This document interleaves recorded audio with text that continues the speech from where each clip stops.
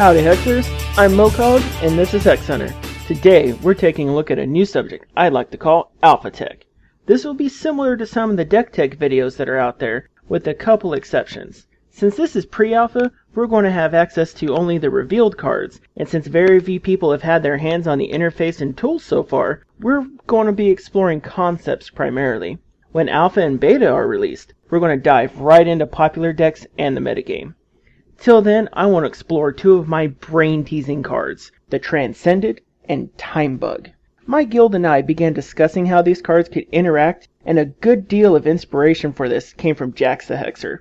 If you're not familiar with his channel, link in the description below. Now, from those discussions sprouted this Alpha Tech. The Transcended is one of the first cards spoiled, and is the second transformation of the card the Ascetic Aspirant. Getting this card transformed is difficult, but we're going to explore what happens when you actually pull it off. The situation is like this. The Transcended's in play, and you have 6 shards, 3 sapphire and 3 diamond threshold. As long as you have at least 6 shards with at least 2 diamonds and 1 blue in your threshold, this should work all around.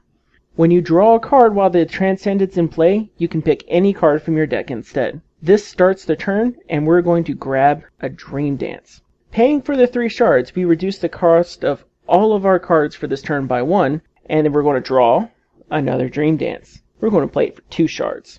Then we're going to draw another Dream Dance and play it for 1. All of our cards that cost 3 or less now cost us no shards. Now we're going to go get a new card with our Dream Dance card, and it's going to be the Oracle Song.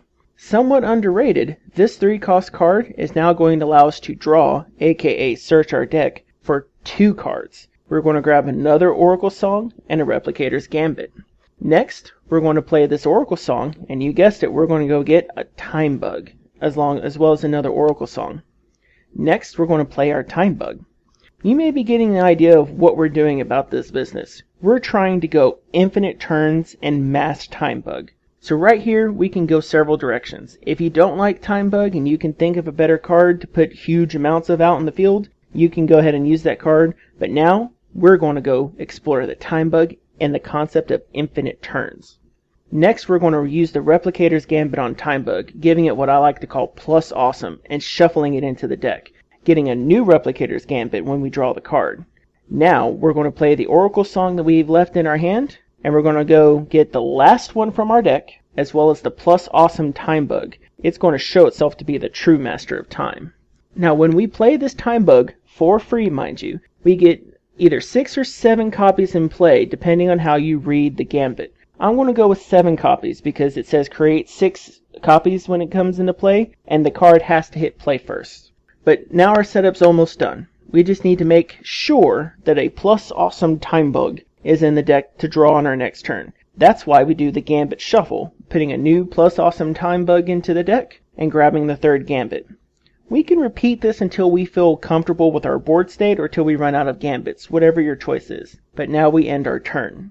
Now this next step is the chance our opponent's going to have to stop all of our shenanigans. If they take out our Transcended, or they leave us with only 1 Time Bug from this combo, it's broken. But if they don't, well, our turn is next, and here we're about to go infinite. We're going to attack with all of our Time Bugs, making sure that 2 get through. Now, since they're nice little artifact flyers, this should be highly possible. 2 Time Bugs will get shuffled into the deck after they're done damage. Then we're going to play our plus awesome Time Bug we drew at the start of our turn from the hand, making 7 new Time Bugs. We'll end our turn, but oh wait, it's our turn again. So we're going to go grab another Time Bug, attack with all of our little guys, and you have infinite turns. Now we know why Time Bug is the true master of time. Take that, David Tennant.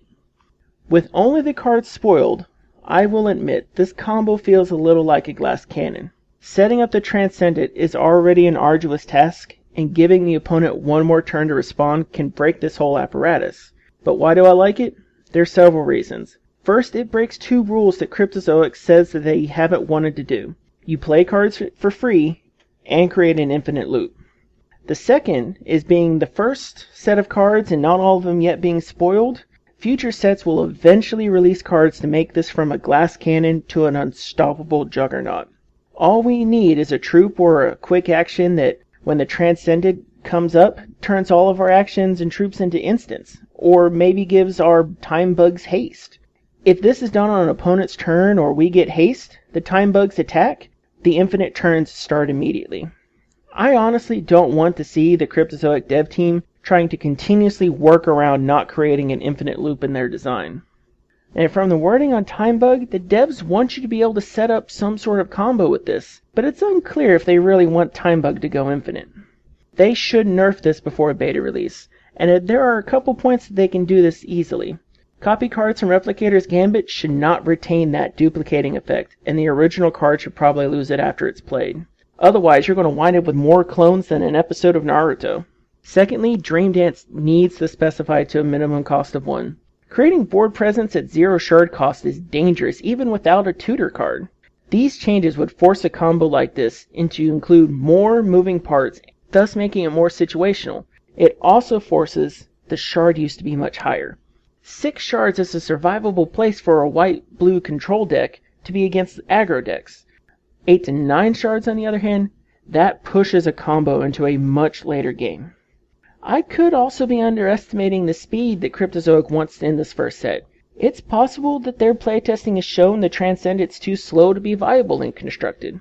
My experience says, though, infinite turns will find a way to make itself consistent, even if it takes a set or two. And if that's the case, expect this to be very popular down the line. That's it for this edition of Alpha Tech. Thanks for watching, and if you liked this video, hit that like and subscribe button. If you really liked it, favorite this video and share it with your fellow Hexers. My name is Mokog, and this is Hex Hunter.